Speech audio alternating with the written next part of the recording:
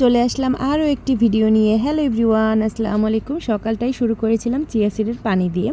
এই চিয়া সিডের পানিটা খেলে কিন্তু অনেকটাই ভালো লাগে, তাই সকালে উঠে আগে চিয়া সিডের পানিটা খাই।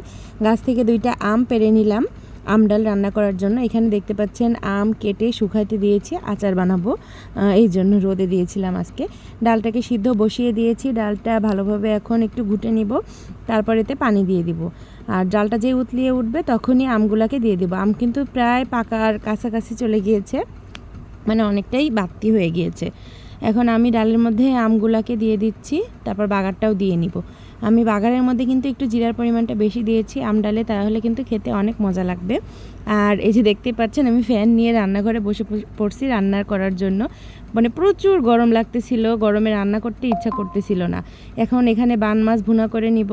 বান মাছ ভুনা করার জন্য এখানে আমি সব মশলা ইউজ করছি, পেঁয়াজ, মরিচের গুঁড়া, ধনিয়ার গুঁড়া, জিরার গুঁড়া, গরম মশলা দেই নাই এখানে, আদা বাটা, রসুন বাটা, লবণ, যা লাগে আর কি সব মশলাই দিয়েছি। দেখেন এরকম ভুনা ভুনা করে নিয়েছি।